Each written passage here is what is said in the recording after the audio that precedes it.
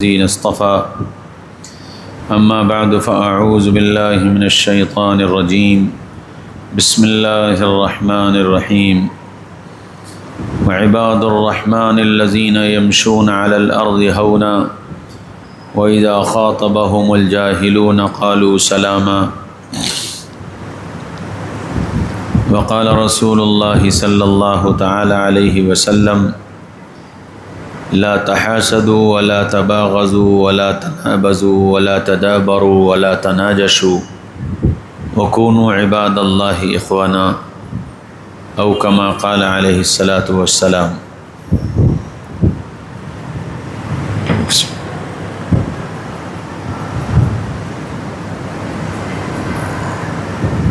دنیا میں جب کوئی انسان کوئی چیز بناتا ہے تو اس کے بنانے سے پہلے اس کے ذہن میں ایک خاکہ ہوتا ہے کہ میں جو چیز بنا رہا ہوں وہ ایسی بناؤں گا۔ جیسے ایک آدمی مکان بنا رہا ہے تو مکان کا ایک خاکہ ہے اس کے ذہن میں کہ میں ایسا مکان بناؤں گا۔ کوئی آدمی کپڑے بنوا رہا ہے تو اس کے ذہن میں ایک خاکہ ہے کہ میں ایسے کپڑے بنواؤں گا، اور جیسا اس نے سوچ رکھا ہے اگر وہ چیز ویسی بن جائے تو بہت خوش ہوتا ہے۔ مکان جیسا چاہتا تھا ویسا بن گیا، دکان جیسی چاہتا تھا ویسی بن گئی، کپڑے جیسے چاہتا تھا ویسے بن گئے، تو اس کو خوشی ہوتی ہے کہ میں جیسا چاہتا تھا ویسا بن گیا، اور پھر یہ سب کو دکھاتا ہے، مکان بنا کر دکھاتا ہے، دیکھو میں نے ایسا مکان سوچا تھا اور اللہ نے میرا ایسا مکان بنوا دیا، میں نے ایسے کپڑے سوچے تھے، دیکھو میں نے ایسے کپڑے بنوا لیے، سب کو دکھاتا ہے اور خوش ہوتا ہے۔ ایسے ہی میرے بھائیوں، دوستوں، عزیز و بزرگوں، اللہ تعالیٰ نے ہم انسانوں کو بنایا تو اللہ تعالیٰ نے ہم انسانوں کا ایک خاکہ بنایا کہ ہم ان انسانوں کو کیسا دیکھنا چاہتے ہیں۔ یہ جو انسان ہم بنا رہے ہیں یہ کیسا ہونا چاہیے؟ تو گھر کا نقشہ ایک ظاہری نقشہ ہوتا ہے، دیواریں ہوتی ہیں، جنگلے ہوتے ہیں، دروازے ہوتے ہیں، یہ ظاہری نقشہ ہے جسے ڈھانچہ کہتے ہیں۔ تو انسانی ڈھانچہ وہ تو اللہ نے بہت خوبصورت بنایا، لقد خلقنا الانسان فی احسن تقویم، کہ میں نے انسان کو بہترین سانچے میں ڈھالا ہے، اور حقیقت یہ ہے کہ انسان اگر غور کرے اپنے جسم میں تو جو چیز اللہ نے جہاں رکھ دی ہے اس کے علاوہ اس کی کوئی جگہ ہی سمجھ میں نہیں آتی۔ آپ غور کرو، اللہ نے آنکھ جہاں رکھ دی، اگر یہ آنکھ یہاں ہوتی، یہ آنکھ یہاں ہوتی، یہ آنکھ یہاں ہوتی، یعنی آپ جتنی اعضاء پر غور کریے تو ان اعضاء کو اللہ نے جہاں جیسا بنایا ہے اس کے علاوہ کوئی جگہ سمجھ میں ہی نہیں آتی، ایسے خوبصورت سانچے میں ڈالا۔ اچھا، مکان کا ایک ڈھانچہ بن کر تیار ہوتا ہے، ایسے ہی انسان کا یہ ڈھانچہ ہے، ظاہر ہے کہ اس کی آنکھیں ہیں، اس کے کان ہیں، اس کی زبان ہے، اس کی ناک ہے، اس کے ہاتھ ہیں، اس کے پیر ہیں، یہ سب اس کا ظاہری ڈھانچہ ہے۔ پھر مکان کے اندر ایک انٹیریئر ڈیزائننگ ہوتی ہے، مکان کے اندر انٹیریئر ڈیزائننگ ہوتی ہے، الماری کہاں بنے گی، شوکیس کہاں بنے گا، بیڈ کیسا بنے گا، فرش کیسا ہوگا، چھت پر سیلنگ کیسی ہوگی، لائٹیں کہاں لگیں گی، ہوتی ہے نا، تو اسے کہتے ہیں انٹیریئر ڈیزائننگ. تو اللہ تعالیٰ نے انسان کے ڈھانچے کو تو خود بنایا اور انٹیریئر ڈیزائننگ کا اختیار اس انسان کو دے دیا کہ اب تم اپنی ڈیزائننگ اندر سے کیسی کرو گے. اچھا، ہم جب اپنے مکان کی انٹیریئر ڈیزائننگ کرتے ہیں تو ڈیزائنر سے کیا کہتے ہیں کہ ذرا کچھ سیمپل دکھاؤ، کچھ نمونے دکھاؤ. تو وہ آپ کو نمونے بھیجتا ہے کہ فال سیلنگ کا یہ نمونہ، یہ نمونہ، یہ نمونہ، الماریوں کے یہ نمونے، یہ نمونے، بیڈ کے یہ نمونے، ہاں، ڈریسنگ ٹیبل کا یہ نمونہ، ڈائننگ ٹیبل کا یہ نمونہ، وہ سارے ڈیزائنوں کے سیمپل بھیجتا ہے. اس میں سے آپ سلیکٹ کرتے ہیں کہ بھئی ایسی فال سیلنگ ہونی چاہیے، ایسا بیڈ بننا چاہیے، ایسی الماری بننی چاہیے، ایسا ڈریسنگ ٹیبل بننا چاہیے، ایسا ڈائننگ ٹیبل بننا چاہیے، ایسا صوفہ بننا چاہیے، اور ایسے الماری پر نقش و نگار بننے چاہیے. یہ سب آپ اس سیمپل میں سے نکالتے ہیں. تو وہ گھر جو باہر سے خوبصورت نظر آ رہا ہے وہ اندر سے 4 گنا زیادہ خوبصورت نظر آتا ہے. کیوں؟ اس لیے کہ اندر انٹیریئر ڈیزائننگ ہے، اس میں لکڑی بھی ہے، اس میں لائٹنگ بھی ہے، اس میں ڈیزائننگ بھی ہے، مسالے کی ڈیزائننگ بھی ہے، لکڑی کی ڈیزائن، 10 طرح کی چیزیں. جس طرح ہم اپنے گھر کی ڈیزائننگ ایک سوچ کے مطابق کرواتے ہیں، خاکہ ہوتا ہے ہمارے ذہن میں، ایک آئیڈیل ہوتا ہے، ایک سیمپل ہوتا ہے. تو اللہ تعالیٰ نے میرا تمہارا ڈھانچہ بنایا، انسان بنایا، مسلمان بنایا. یہ 2 کام تو اللہ نے کیے. اللہ نے مسلمان کے گھر میں پیدا کر دیا، اللہ ہی نے تو کیا. اگر ہم کسی غیر ایمان والے کے یہاں پیدا ہو جاتے تو کیا کر لیتے؟ اللہ نے فضل فرمایا کہ اللہ نے ہم کو انسان بنایا اور پھر مسلمان بنایا، مسلمان گھر میں پیدا کیا، تو گویا ڈھانچہ بنا دیا. اب ہم سے کیا کہا کہ جی اپنی انٹیریئر ڈیزائننگ کرو، یعنی اندر سے اپنے کو خوبصورت بناؤ. یا اللہ کیسا بنائیں؟ کوئی نمونہ، کوئی آئیڈیل، کوئی سیمپل؟ فرمایا لقد کان لکم فی رسول اللہ اسوۃ حسنہ، کہ تمہارے لیے سب سے خوبصورت آئیڈیل محمد رسول اللہ صلی اللہ علیہ وسلم کی ذات، کہ یہ آئیڈیل ہے کہ انٹیریئر ایسا بنانا، اخلاق، معاملات، عبادات، مزاج، عادتیں، چال، گفتار، چہرہ، لباس، کھانا پینا، اولاد کی تربیت، بیوی کے ساتھ رہنا، اٹھنا بیٹھنا، یہ سب جو انٹیریئر ڈیزائننگ ہے اس کے لیے نمونہ لقد کان لکم فی رسول اللہ اسوۃ حسنہ، کہ سب سے خوبصورت سیمپل تمہارے لیے محمد رسول اللہ صلی اللہ علیہ وسلم کی ذات. اور پھر فرمایا کہ اگر آپ صلی اللہ علیہ وسلم کی زندگی میں تمہارے اپنے وقت اور حالات اور چیزوں اور شکلوں میں تم کو وہ نہ ملے تو پھر کیا کرنا؟ فرمایا علیکم بسنتی و سنت خلفاء الراشدین، کہ پھر میرے طریقے کے علاوہ تمہارے لیے سیدنا ابو بکر، سیدنا عمر، سیدنا عثمان، سیدنا علی رضی اللہ عنہم اجمعین، کہ یہ تم کو ملیں گے، کہ ان کو آئیڈیل بنانا. اور آگے بڑھ کے فرمایا الصحابۃ کلہم عدول، سارے کے سارے صحابہ آئیڈیل ہیں، کہ ان جیسا اپنا انٹیریئر بنا لو. یقین کیسا ہو؟ دل کے اندر کا یقین کیسا ہو؟ کہ صحابہ جیسا. یقین کیسا ہو؟ صحابہ جیسا. رسول اللہ صلی اللہ علیہ وسلم کی اتباع کیسی ہو؟ کہ صحابہ جیسی. اخلاق کیسے ہوں؟ محمد رسول اللہ صلی اللہ علیہ وسلم جیسے. گھریلو زندگی کیسی ہو؟ محمد رسول اللہ صلی اللہ علیہ وسلم جیسی،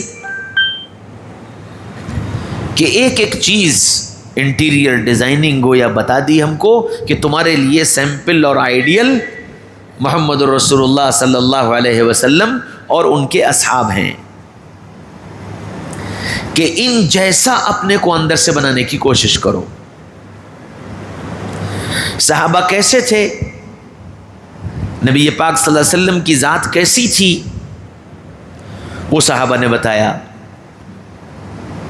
خود کر کے دکھایا کہ جو رسول اللہ صلی اللہ علیہ وسلم نے کیا وہ صحابہ نے کیا۔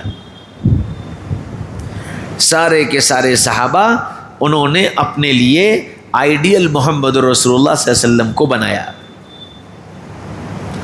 جو آپ سے سنتے، جو آپ کو کرتا دیکھتے، ویسے ہی اپنے آپ کو ڈھالتے چلے گئے۔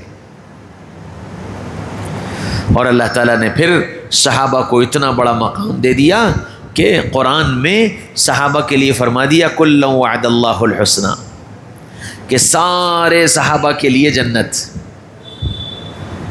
کیوں؟ کہ انٹیریئر اچھا ہو گیا تھا، اندر سے خوبصورت تھے، اخلاق کے اعتبار سے، معاملات کے اعتبار سے، معاشرت کے اعتبار سے۔ حضور اقدس صلی اللہ علیہ وسلم کو صحابہ نے کھلاتے دیکھا تو صحابہ کھلانے والے بن گئے، صحابہ کھلانے والے بن گئے۔ حضرت ابو ہریرہ رضی اللہ عنہ تشریف لائے اور کہنے لگے یا رسول اللہ بھوک بڑی لگی۔ اللہ کے رسول نے فرمایا اچھا جاؤ ذرا گھروں پہ معلوم کرو کچھ ہو تو لے آؤ۔ گئے تو ایک پیالہ دودھ کا ملا، یا رسول اللہ ایک پیالہ دودھ ہے۔ فرمایا اچھا ابو ہریرہ جیسے تو بھوکا ہے جیسے میں بھوکا ہوں، وہ اصحاب صفہ پر جو بیٹھے ہیں وہ بھی سب بھوکے ہیں، جاؤ انہیں بلا لاؤ۔ حضرت ابو ہریرہ رضی اللہ عنہ کہنے لگے کہ میری تو جان ہی نکل گئی کہ ایک پیالہ دودھ ہے اور وہ صفہ پر 60-70 آدمی موجود ہیں، ان سب کو بلا لیا ہے اور میں بلانے آیا ہوں تو مجھے سے کہیں گے پلاؤ، تو اب بھلا ایک پیالے دودھ میں ہوگا کیا؟ بہرحال آقا کا حکم ہے، چلے گئے بلا کے لے آئے۔ ابو ہریرہ ان کو دودھ پلاؤ۔ حضرت ابو ہریرہ فرماتے ہیں کہ میں بڑے مرے قدموں سے ایک صاحب جو داہنی طرف بیٹھے تھے پیالہ لے کے ان کے پاس گیا، وہ پینے لگے۔ جب مجھے لگا کہ دودھ ختم ہو جائے گا تو میں نے پیالہ ذرا کھینچ لیا۔ اللہ کے رسول نے فرمایا پینے دو۔ انہوں نے پی لیا، کہنے لگے کہ جی میرا پیٹ بھر گیا۔ اب جو پیالہ واپس لیا تو جتنا دودھ تھا وہ اتنا ہی رہا۔ ابو ہریرہ کہنے لگے بس اب تو اطمینان ہو گیا، اب تو 2 3 5 10 20 50 سب کو دودھ پلا دیا اور سب کا پیٹ بھر گیا، سب کا پیٹ بھر گیا۔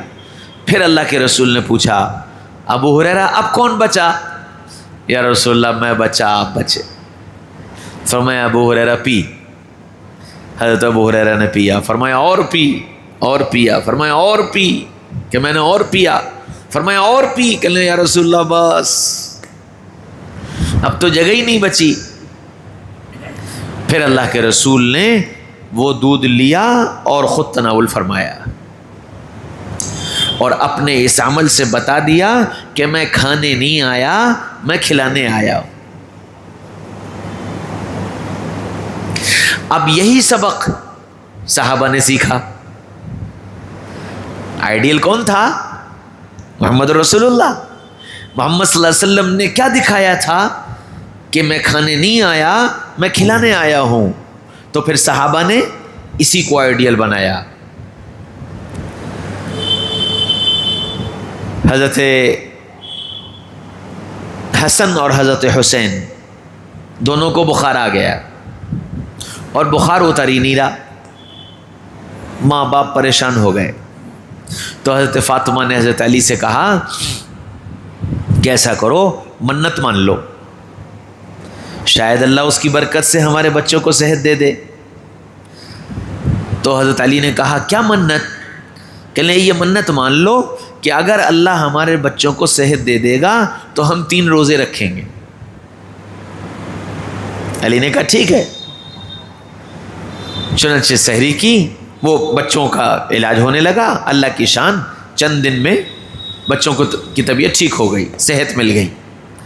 فاطمہ نے کہا علی، اللہ نے ہمارے بچوں کو صحت دے دی اور اب ہم کو اپنی منت پوری کرنی چاہیے۔ یہ بہت اچھا، کل روزہ رکھ لیں گے۔ سحری کی اور روزہ رکھ لیا، اور حضرت علی چلے گئے رسول اللہ کی خدمت میں، اور حضرت فاطمہ اپنے گھر کے کام سے فارغ ہوئیں تو خیال آیا کہ افطار کے لیے تو کچھ ہے ہی نہیں۔ پھر سوچا کہ پڑوس میں یہودی رہتا ہے، اس کے ہاں جا کر کچھ کام دیکھ لوں، اگر کچھ ہو گیا تو شام کی افطار کا انتظام ہو جائے گا۔ تو جا کر کے اس سے کہا کہ بھئی میں کچھ تمہارا کام ہو تو کر دوں، کہنے جو پیسنے ہیں۔ حضرت فاطمہ نے بیٹھ کر جو پیسے، شام ہو گئی۔ شام کو جب حضرت فاطمہ چلنے لگی تو اس نے آٹا دے دیا، یہ آٹا لے کر کے آئیں، کھانا بنایا، اور کھانا بنا کر روزہ کھولنے کے لیے بیٹھ گئی۔ ابھی اذان نہیں ہوئی تھی کہ کنڈی بجی، اور رسول اللہ صلی اللہ علیہ وسلم کے گھرانے والوں، میں ایک مسکین ہوں، بھوکا ہوں، مجھے کھانا کھلا دو، اللہ تمہیں جنت میں کھانا کھلائے گا۔ حضرت فاطمہ نے حضرت علی سے کہا کہ علی یہ کھانا اسے دے دو، ہم لوگ پانی سے روزہ کھول لیں گے۔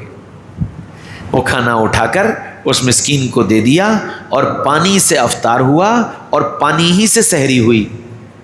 دوسرا روزہ شروع ہو گیا، آج بھی وہی سب کچھ ہوا۔ آج پھر شام کو جب افطار کے لیے بیٹھے تو اذان سے پہلے پھر کنڈی بجی، اور رسول اللہ صلی اللہ علیہ وسلم کے گھرانے والوں، میں ایک یتیم ہوں، بھوکا ہوں، مجھے کھانا کھلا دو، اللہ تمہیں جنت میں کھانا کھلائے گا۔ تو آج علی نے کہا فاطمہ یہ کھانا اسے دے دو، ہم پانی سے روزہ کھول لیں گے۔ وہ کھانا اٹھا کر اسے دے دیا۔ تیسرا دن آیا، آج پھر پانی سے افطار اور پانی سے سحری ہوئی، تیسرا روزہ رکھ لیا۔ آج پھر افطار کے لیے جب بیٹھے، کھانا لے کر بیٹھے، اذان سے پہلے پھر کنڈی بجی، اور رسول اللہ صلی اللہ علیہ وسلم کے گھرانے والوں، میں قیدی ہوں، قید سے چھوٹ کر آیا ہوں، مجھے کھانا کھلا دو، اللہ تمہیں جنت میں کھانا کھلائے گا۔ آج نہ تو فاطمہ کچھ بولی نہ علی کچھ بولے، بس آنکھوں میں اشارے ہوئے اور کھانا اٹھا کر اس قیدی کو دے دیا اور پانی سے افطار کر لیا۔ رات گزر گئی، صبح ہوئی، حضرت علی رضی اللہ عنہ رسول اللہ صلی اللہ علیہ وسلم کی خدمت میں پہنچے۔ اللہ کے رسول نے علی کو آتا دیکھا، فرمایا علی مبارک ہو، علی مبارک ہو۔ یا رسول اللہ کیا ہوا؟ کاہے کی مبارکباد؟ فرمایا تمہارا رات کا عمل اللہ کو بڑا پسند آیا۔ تو حضرت علی کہنے لگے واہ یا رسول اللہ واہ، جو عمل میرے اور فاطمہ کے علاوہ کسی کو نہیں پتا، میرے اللہ نے آپ کو اس کی خبر دے دی۔ فرمایا علی جبریل تمہارے لیے قرآن لے کر آئیں، اور تمہارے اس عمل کو قرآن میں ریکارڈ کر دیا گیا، وَيُطْعِمُونَ الطَّعَامَ عَلَىٰ حُبِّهِ مِسْكِينًا وَيَتِيمًا وَأَسِيرًا۔ یا رسول اللہ آپ کے گھرانے والے کتنے خوبصورت، کتنے اچھے لوگ ہیں، جو خود نہیں کھاتے، یتیموں کو، مسکینوں کو، قیدیوں کو کھلا دیا کرتے۔ تو قیامت تک کے آنے والے انسانوں کو بتا دیا کہ تم دنیا میں کھانے نہیں آئے، کھلانے آئے ہو۔ اب اللہ تمہیں کھلانے والا دیکھنا چاہتا ہے، اللہ تمہیں کھلانے والا دیکھنا چاہتا ہے کہ تم کھلانے والے بنو، تم ضرورت مندوں کی مدد کرنے والے بنو۔ صحابہ کیسی کیسی مددیں کیا کرتے تھے۔ مکہ مکرمہ سے ہجرت کر کے صحابہ پہنچے، اللہ کے رسول نے فرمایا کہ دیکھو یہ تمہارے بھائی ہیں جو ہجرت کر کے مدینہ تمہارے پاس آ گئے ہیں، اب تم آپس میں بھائی بھائی بن کر رہنا۔ اور اللہ کے رسول نے ایک صحابی کو دوسرے صحابی سے، ایک صحابی کو دوسرے صحابی سے بھائی چارہ کروا دیا۔ تو اب یہ جو بھائی بنے تو کیا کہا؟ کہنے لگے میرے دو کھیت ہیں، ایک تمہارا ایک میرا، میرے دو مکان ہیں، ایک میرا ایک تمہارا، میری دو بیویاں ہیں، میں ایک بیوی کو طلاق دیے دیتا ہوں، تم اس سے نکاح کر لو۔ کیسی مدد کرنے والے تھے، کیسا ساتھ دینے والے تھے۔ تو دنیا میں ہم کو مدد کرنے والا، ساتھ دینے والا بنا کر بھیجا گیا۔ اللہ ہم کو مدد کرنے والا دیکھنا چاہتے ہیں، لیکن دنیا کا نظام بگڑ گیا ہے۔ ہم اسے کھلاتے ہیں جو ہمیں کھلاتا ہے، ہم اسے دیتے ہیں جو ہمیں دیتا ہے، ہم اسے پوچھتے ہیں جو ہمیں پوچھتا ہے۔ کیوں بھائی؟ شادی کے کارڈ لکھنے بیٹھتے ہیں تو کیا کہتے ہیں؟ اس نے پورے گھر کو پوچھا تھا اس لیے ماں اہل و عیال کاٹ جائے گا، اس نے اکیلے کو پوچھا تھا اس لیے اکیلے کا کاٹ جائے گا، ہے نا؟ جو دیتا ہے اسے دیتے ہیں۔ شادی پہ 500 کا لفافہ آیا تھا تو کیا کہتے ہیں کہ جی اس نے ہمارے یہاں شادی پہ 500 کا لفافہ دیا تھا تو 500 تو دینے ہی ہے۔ ارے ہوتا نہیں ہوتا؟ میرے بھائیوں، دوستوں، عزیزوں، بزرگوں، اتنا مزاج بگڑ گیا۔ دیکھو شادیاں ہوتی ہیں، غریب سے غریب آدمی شادی کرتا ہے تو وہ اپنی زندگی بھر کی پونجی لگا دیتا ہے، لگا دیتا نہیں لگا دیتا؟ جو جمع ہوتا ہے اس کے پاس، جو کچھ ہوتا ہے وہ سب لگا دیتا ہے۔ اور جو مالدار ہوتا ہے وہ ویسے اپنا مال لگاتا ہے اور بڑھ چڑھ کے لگاتا ہے، اپنی ناموری چاہتا ہے، اپنی شہرت چاہتا ہے کہ جی ایسا میرج ہال اور ایسا کھانا اور ایسا چنا اور ایسا چنی، 10 چیزیں۔ اور ہم جب ان مالداروں کی شادی میں جاتے ہیں تو بڑا لفافہ لے کے جاتے ہیں۔ کیا بھائی؟ جب مالداروں کے یہاں شادی میں جاتے ہیں تو بڑا لفافہ لے کر جاتے ہیں، جبکہ اس کو لفافے کی کوئی ضرورت نہیں، جبکہ اس کو لفافے کی کوئی ضرورت نہیں۔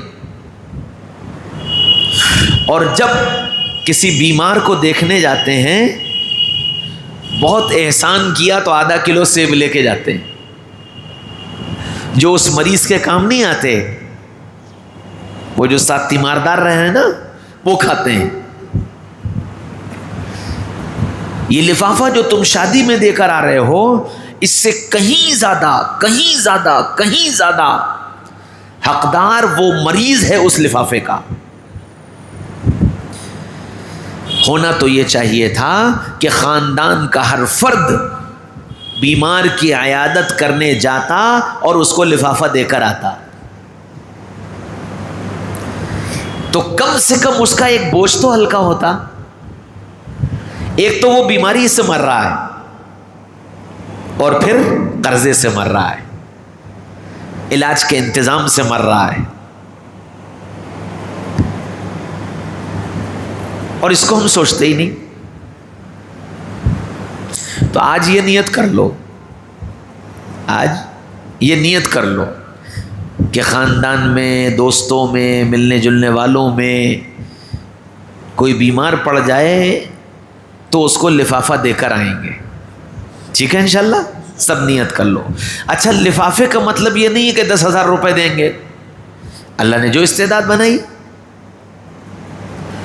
اللہ نے جو استعداد بنائی، جس کے گھر میں دال روٹی کھانے کو نہ ہو اس کے لیے 200 روپے بھی بہت معنی رکھتے ہیں،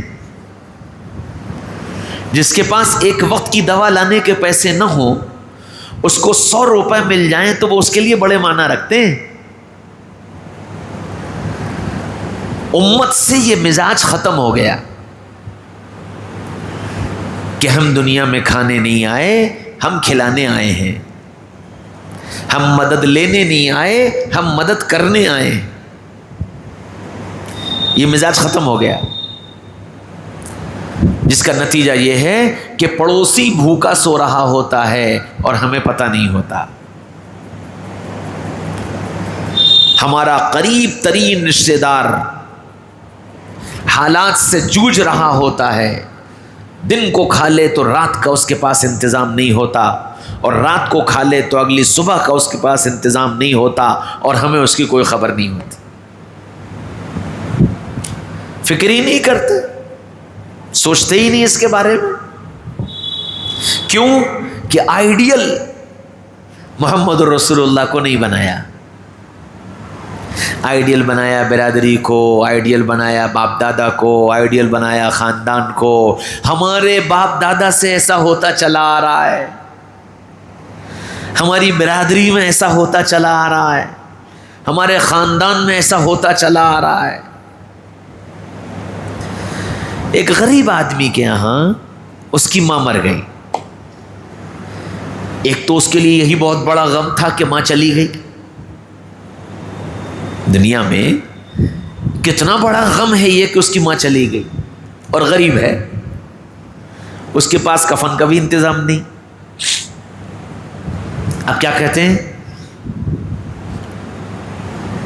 اعلان کر دو کھانا کھا کے جائیں سب۔ اس ماں کے بیٹے سے رشتہ دار آ کر کے کان میں کہتے ہیں اعلان کر دو سب کھانا کھا کے جائیں۔ اب اس سے پوچھو وہ جو بیٹا تھا جس نے کفن بھی ادھار لا کر کے اپنی ماں کو دیا تھا، وہ اس پوری برادری کو کھانا کہاں سے کھلائے گا؟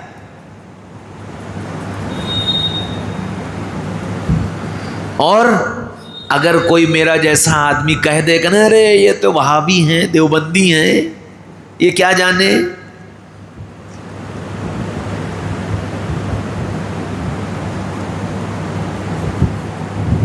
اور وہ بیچارہ چار اور ناچار ادھار لے کر قرض کر کے وہ 150 لوگوں کو کھانا کھلا رہا ہے۔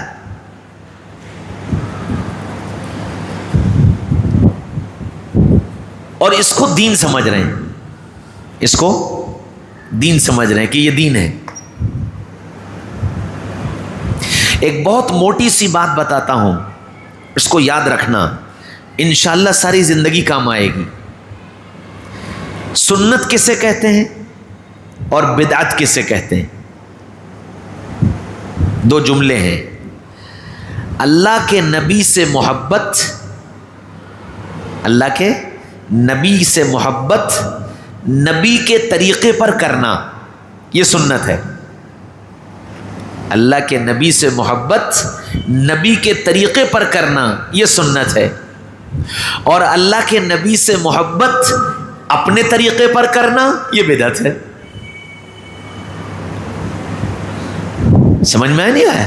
اب کوئی بھی کام کر رہے ہو، اس کام کو یہ دیکھو کہ اس کام کو اللہ کے نبی نے کیا یا اس کام کے کرنے کا اللہ کے نبی نے حکم دیا، تو پھر وہ سنت ہے۔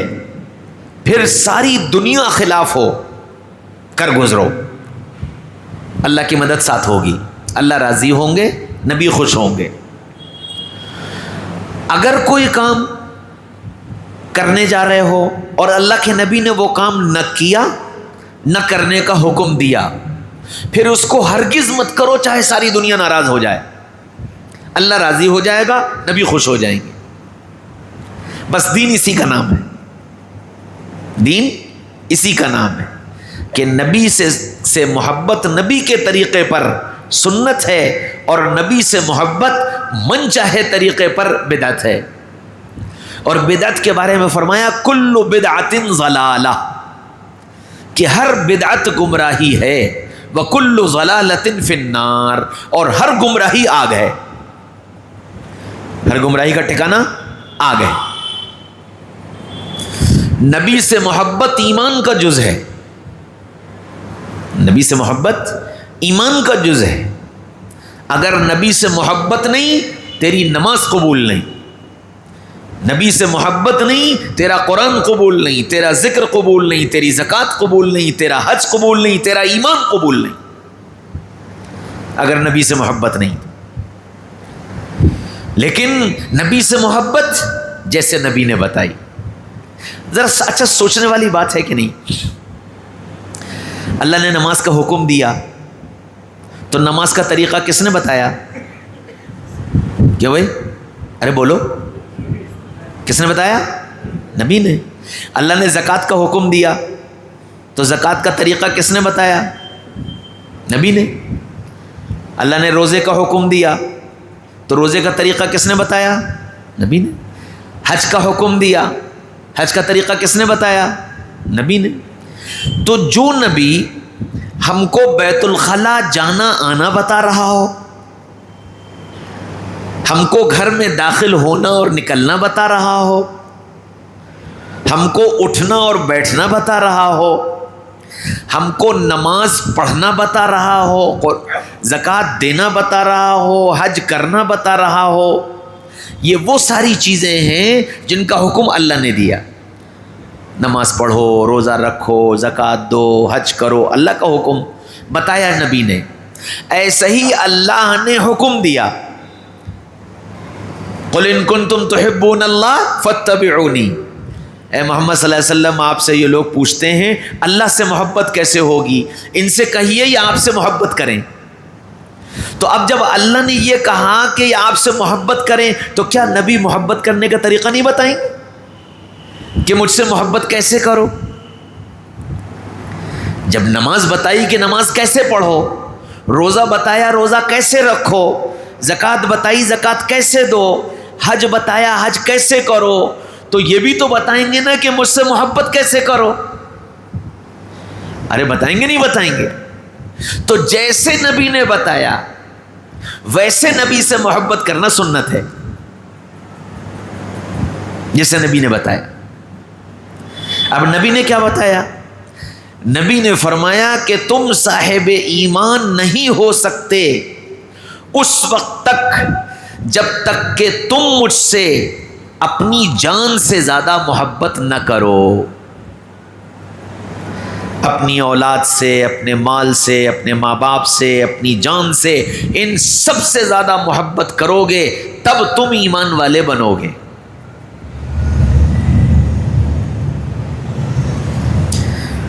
تو ہمارے ایمان کی بنیاد ہے محمد رسول اللہ صلی اللہ علیہ وسلم کی محبت. ہاں شرط یہ ہے کہ محبت ویسے ہوگی جیسے نبی نے بتایا، محبت ویسے ہوگی جیسے نبی نے بتایا. من چاہے طریقے پر نہیں ہوگی کہ میرا جی چاہ رہا ہے صاحب زوردار نعرے لگانے کا، تو اب زوردار نعرہ لگا دو تو محبت ہو جائے گی کہ نا.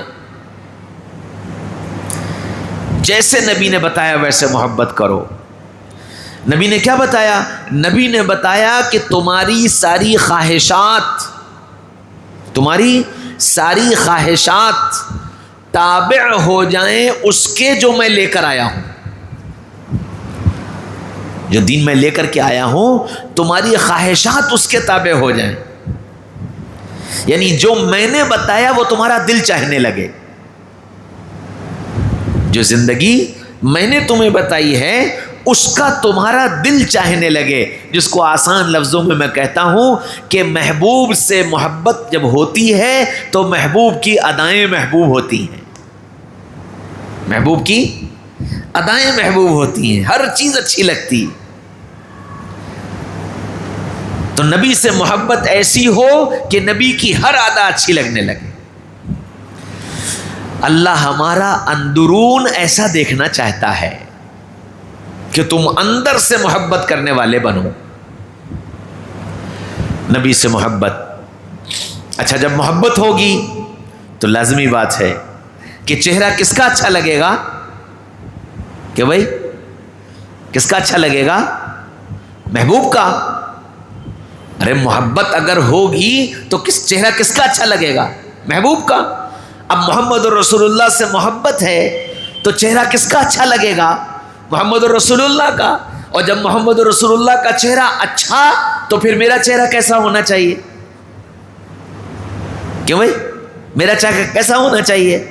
محمد رسول اللہ جیسا. اخلاق بول چال کس کی اچھی لگے گی؟ محبوب کی. بول چال کس کی اچھی لگے گی؟ محبوب کی. تو محبوب کون؟ محمد رسول اللہ. تو جو بول چال محمد رسول اللہ کی وہ بول چال ہماری. کہ آپ صلی اللہ علیہ وسلم کی بول چال کیسی تھی؟ فرمایا کہ آپ نرم گفتار تھے، میٹھے بول بولا کرتے تھے. آپ بولتے تھے تو ایسا لگتا تھا کہ موتی جھڑ رہے ہیں. آپ جب بولتے تھے تو ایسا لگتا تھا کہ موتی جھڑ رہے ہیں. آپ جب کسی سے مخاطب ہوتے تھے تو ایسا لگتا تھا کہ سب سے زیادہ مجھ سے پیار کرتے ہیں. آپ جب بولتے تھے تو ہمیشہ مسکرا کر بولتے تھے، منہ بگاڑ کر پیشانی پہ بل ڈال کر آپ کبھی نہیں بولا کرتے تھے. تو اب محبت ہوگی تو اپنے بولنے کا انداز یہ ہوگا. تو اللہ یہ انٹیریئر دیکھنا چاہتے ہیں کہ دیکھو ڈھانچہ ہم نے تم کو دیا ہے، اس کو خوبصورت بنانا تمہارا کام ہے. اپنے زبان کے بول اچھے بناؤ، اپنے اخلاق اچھے بناؤ، اپنی عادات اچھی بناؤ، اپنے مزاج اچھے بناؤ، نرم دل بنو، معاف کرنے والے بنو. کیسا دیکھنا چاہتے ہیں؟ فرمایا سل من قطعک، اس سے جوڑو جو تم سے توڑ لے. اس سے جوڑو جو تم سے توڑ لے. اور ہمارا مسئلہ کیا ہے؟ انہوں نے سلام نہیں کیا تو میں کیوں سلام کروں؟ وہ میرے گھر نہیں آئے تو میں کیوں ان کے گھر جاؤں؟ وہ میری شادی میں نہیں بیٹھے تو میں کیوں ان کی شادی میں بیٹھوں؟ میاں بیوی میں جھگڑے کس بات کے ہیں؟ اسی بات کے تو جھگڑے نا. میں کیوں معافی مانگوں؟ اور اللہ کے نبی کیا کہہ رہے ہیں؟ فرمایا کہ تمہاری غلطی نہ ہو، تمہاری غلطی نہ ہو اور پھر تم معافی مانگ لو، اور اس معافی مانگنے سے اگر تمہاری عزت چلی جائے کیا ہوگا؟ آپ کی غلطی نہیں ہوگی، آپ معافی مانگیں گے تو کیا ہوگا؟ 4 لوگ کہیں گے دیکھا میں تو پہلے ہی کہہ رہا تھا یہ غلط ہے، جبھی تو اس نے معافی مانگی. دیکھا نا آ گیا اونٹ پہاڑ کے نیچے، جھکنا پڑا، کیا رہ گئی؟ سب چلی گئی. یہ سب باتیں سننے کو ملیں گی اور اس سے دل کو تکلیف ہوگی. آدمی اسی لیے تو معافی نہیں مانگتا نا کہ یہ سب سننے کو ملے گا، تکلیف ہوگی. اللہ کے نبی کیا فرما رہے ہیں؟ غلطی نہ ہو، معافی مانگ لینا، اور اگر تمہاری عزت چلی جائے تو کل حوض کوثر پر آ کر مجھ سے اپنی عزت واپس لے لینا. کل حوض کوثر پر مجھ سے اپنی عزت واپس لے لینا.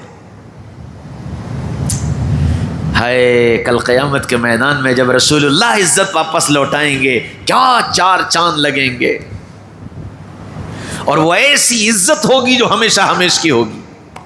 دنیا کی عزت تو چند روزہ ہے، 3 دن کے بعد سب بھول جائیں گے کہ کون عزت والا تھا اور کون بے عزت تھا.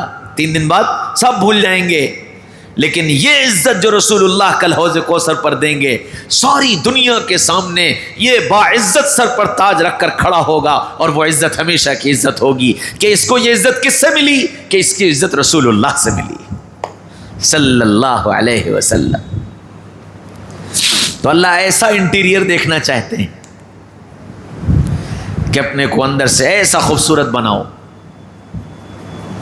پھر دوسری بات فرمائی واعف عمن ظلمک، جس نے تم پر زیادتی کی ہے اس کو معاف کرنے والے بنو. پتھر رکھنے والا کام ہے یہ، سینے پہ پتھر رکھنے والا کام ہے کہ ظلم بھی وہ کرے اور معاف ہم کریں. سبحان اللہ. کہ اس سے کیا ہوگا؟ اس سے کیا ہوگا کہ وہ جس نے ظلم کیا ہے اس کو تم معاف کر دو گے تو اس سے یہ ہوگا کہ دنیا میں گناہ کر کر کے جو تم نے ظلم کیا ہے اللہ تم کو معاف کر دے گا. دنیا میں گناہ کر کر کے جو ظلم میں نے تم نے کیا ہے اللہ مجھے تمہیں معاف کر دے گا. اور کیا چاہیے؟ ارے اس سے بڑی بھی کوئی چیز ہے کہ اللہ معاف کر دے؟ سارا مسئلہ ہی حل ہو گیا. تو اللہ یہ چاہتے ہیں، اللہ مجھے تمہیں ایسا دیکھنا چاہتے ہیں. یہاں تک کہ جیسے گھر میں ہم انٹیریئر ڈیزائنر سے کہتے ہیں کہ جی ایسی لائٹ لگاؤ جو ادھر سے یوں جائے اور ادھر سے یوں آئے، ہے نا، کہ اس کی جگمگاہٹ نیچے سے اوپر، اوپر سے نیچے چل رہی ہو. تو ایسے ہی اللہ بھی کہتے ہیں کہ میرے بندو میں تم کیسے چلو میں یہ بھی دیکھنا چاہتا ہوں. وعباد الرحمن الذین یمشون علی الارض ہونا. میرے بندوں سے کہو کہ ایسی چال چلو کہ تمہاری چال سے نظر آ جائے کہ یہ میرا بندہ آ رہا ہے. تمہاری چال سے یہ نظر آ جائے کہ یہ میرا بندہ آ رہا ہے. دنیا دیکھ کر یہ کہہ دے کہ یہ اللہ کا بندہ جا رہا ہے. ایسی چال چلو. اور یہاں پر کیا کہا؟ عباد الرحمن. عباد اللہ نہیں کہا.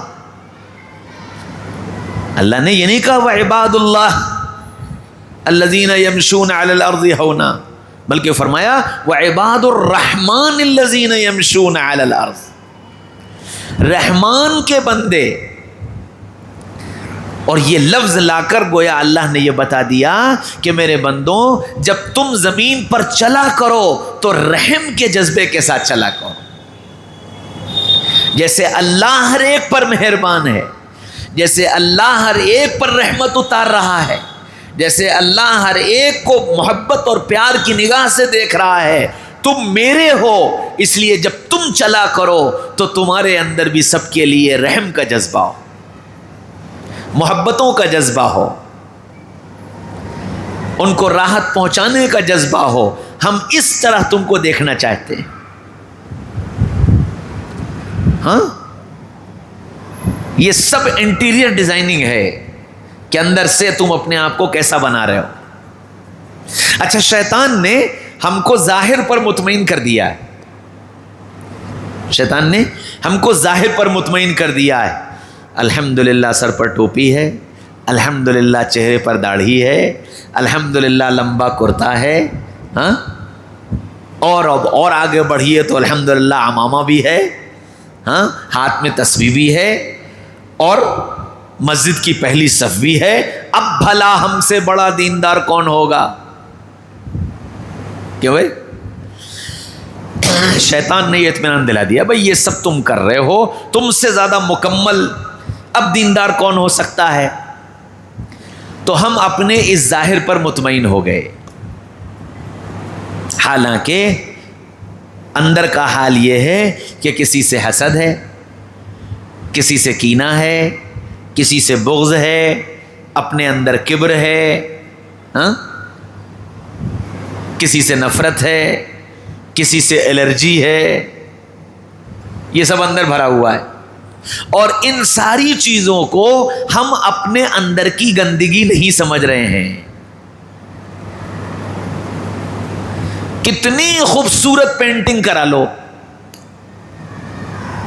باہر سے، کتنی خوبصورت ڈیزائننگ کرا لو، لیکن اگر اندرون صاف نہ ہوا تو ہر آدمی گھر کے اندر قدم رکھتے ہی یہ کہے گا بڑے پھوہڑ لوگ ہیں، بڑے پھوہڑ لوگ ہیں، اندر سے اتنا گندا کر رکھا ہے، ذرا بھی خیال نہیں، اتنے اچھے مکان کو اتنا برباد کر لیا۔ میرے بھائیو دوستو عزیز بزرگوں، بالکل اسی طرح ہم اپنا ظاہر کتنا خوبصورت کیوں نہ بنا لیں، کتنا دیندار کیوں نہ بنا لیں، اگر اندرون ہمارا صاف ستھرا نہ ہوا تو یہ اللہ کی نگاہ میں کوڑا ہے، اللہ کی نگاہ میں کوڑا ہے کہ کچھ نہیں، بیکار ہے۔ قرآن نے فرمایا، میں اپنی طرف سے نہیں کہہ رہا ہوں، قرآن میں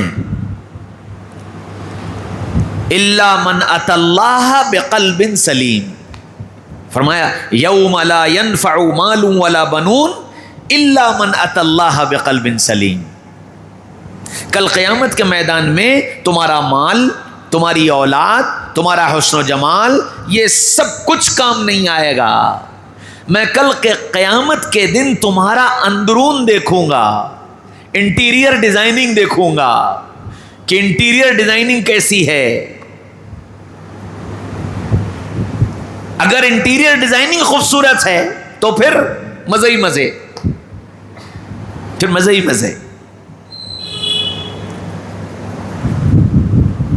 تو اللہ کل قیام حدیث میں فرمایا، اللہ کے نبی نے فرمایا ان اللہ لا ينظر الى صورکم واموالکم ولکن ينظر الى قلوبکم واعمالکم، اللہ کل تمہاری صورتوں کو نہیں دیکھے گا کہ جی ماشاءاللہ چنا چنی ایسے ویسے، صورتیں نہیں دیکھے گا، نہ تمہارے مال دیکھے گا کہ جی بڑے مال والے ہیں اس لیے ان کے لیے بڑی کرسی لگاؤ،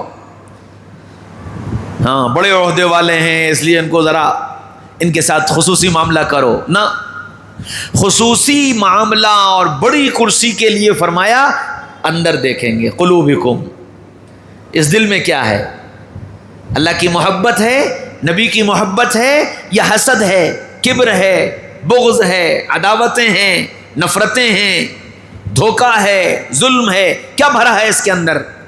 کوڑا بھر کر لائے ہو، چلو ہٹو، کہ جی داڑھی بہت لمبی ہے کہ ہوگی، کرتا بہت لمبا پہنتے تھے، کہاں پہنتے ہوں گے، 24 گھنٹے امامہ سر سے نہیں اترتا تھا، امامہ باندھ کے ہی سویا کرتے تھے، اس کی تو قدر کر لیجئے کہ نا، الا من اتى اللہ بقلب سلیم، دل لاؤ، صاف ستھرا دل لاؤ، یہ اندر سے صاف ہو، پھر ظاہر خوبصورت ہو تو چار چاند، پھر یہ چار چاند ہے اللہ کے ہاں، اس کا ایک ایک عمل، پھر اس کا امامہ بھی قیمتی، اس کی داڑھی بھی قیمتی، اس کا لباس بھی قیمتی، اس کی تسبیح بھی قیمتی، ہاں اس کی پہلی صف بھی قیمتی، اس کا سڑک پر چلنا بھی قیمتی، اگر اس کا اندرون بنا ہوا ہے، پھر تو یہ فرشتوں سے بھی آگے نکل جائے گا، ہاں پھر تو اللہ کے ہاں اس کا مقام بڑا زبردست، کیوں؟ اندر بن گیا، ظاہر نبی جیسا ہو گیا، بتاؤ، اندر اللہ کا نور، باہر رسول اللہ کا نور، اب اس کی زندگی کو روشن ہونے سے کون روکے گا؟ اس لیے میرے بھائیو دوستو عزیزو بزرگوں، اللہ نے انٹیریئر ڈیزائننگ ہمارے ذمے کی ہے، تم اپنے کو اندر سے کیسا بناؤ گے، اللہ تم کو اندر سے کیسا دیکھنا چاہتے ہیں وہ بتا دیا، لقد کان لکم فی رسول اللہ اسوۃ حسنہ، کہ تم اپنے کو نبی پاک صلی اللہ علیہ وسلم کو آئیڈیل مان کر اپنے اندرون کو بنانے کی کوشش کرو، جیسے جیسے ہمارا اندرون بنتا جائے گا ہم اللہ کے یہاں قیمتی ہوتے چلے جائیں گے، پھر سنت دکھاوا نہیں ہوگا، پھر سنت عشق ہوگا، پھر سنت عشق ہوگا، نبی کی ایک ایک ادا اس کو اختیار کرنا لذت دے گا، یہ کسی کی پرواہ نہیں کرے گا، یہ کسی کی پرواہ نہیں کرے گا، جس طرح صحابہ بادشاہ کے دسترخوان پر بیٹھ کر کھانا کھا رہے ہیں اور کھانا کھاتے میں لقمہ زمین پر گر گیا تو وہ صحابی فوراً جھکے اور جھک کر کے لقمہ اٹھانے لگے. تو پڑوس والے نے کوہنی ماری, کیا کر رہے ہو, یہ کیا کر رہے ہو, بادشاہ کا دسترخوان ہے, یہاں زمین کا گرا نہیں اٹھایا جاتا. تو ان صحابی نے یوں گھور کر دیکھا اور کہنے لگے اترک سنت خلیلی رسول اللہ صلی اللہ علیہ وسلم لہؤلاء الحمقاء, میں اپنے آقا کی سنت کو ان بے وقوفوں کی وجہ سے چھوڑ دوں کہ جی ان کو اچھا نہیں لگتا. میرے بھائیو دوستو عزیز بزرگوں, جب اندر بن جاتا ہے تو پھر کسی کی خوشی اور کسی کی ناراضگی کوئی پرواہ نہیں رکھتی, کوئی مطلب نہیں رکھتی. پھر تو یہ ڈوبا ہوا ہوتا ہے محمد الرسول اللہ صلی اللہ علیہ وسلم کے عشق میں, ہر تمنا دل سے رخصت ہو گئی, اب تو آجا, اب تو خلوت ہو گئی. ایسی کیفیت اس کے دل کی بن جاتی ہے.